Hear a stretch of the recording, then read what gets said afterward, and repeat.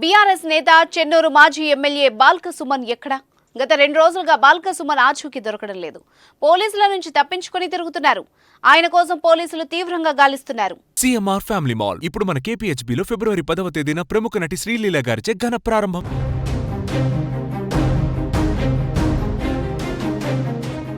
ఇటీవల సీఎం రేవంత్ రెడ్డిపై బాల్క సుమన్ అనుచిత వ్యాఖ్యలు చేశారు. మాజీ ముఖ్యమంత్రి కేసీఆర్ పై రేవంత్ రెడ్డి చేసిన వ్యాఖ్యలకు కౌంటర్ ఇచ్చే క్రమంలో బాల్క సుమన్ ఈ వివాదాస్పద వ్యాఖ్యలు చేశారు.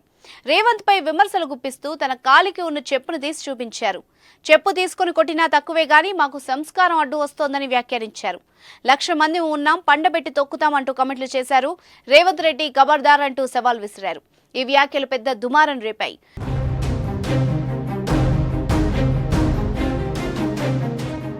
కాంగ్రెస్ నేతలు బాల్క సుమన్ పై తీవ్ర స్థాయిలో ఆగ్రహం వ్యక్తం చేశారు.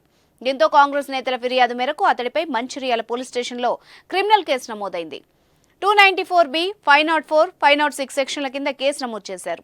అసభ్య పదజాలం వాడడం, బెదిరింపులకు దిగడం సహా నేరపూరిత బెదిరింపులకు పాల్పడ్డారంటూ బాల్క సుమన్ పై కేసు నమోదు చేశారు. అప్పటి నుంచి అతన్ని అదుపులోకి తీసుకోవాలని ప్రయత్నిస్తున్నారు. కానీ ఇప్పటి వరకు బాల్క సుమన్ ఆచూకీ తెలియడం లేదు. బాల్క సుమన్ పోలీసులు వెతుకుతున్నారు. అయితే ఇప్పటికీ ఆయన జాడ తెలియకపోవడం ఉత్కంఠ రేపుతోంది. కేసు నమోదైందని తెలియగానే బాల్క సుమన్ హుటాహుటిన హైదరాబాద్ చేరుకున్నారు. తొలుత బంజారాహిల్స్ నందినగర్లోని కేసీఆర్ ఇంటికి వెళ్లారు. అక్కడి నుంచి తెలంగాణ భవన్ కు చేరుకున్నారు. తర్వాత కనిపించకుండా పోయారు.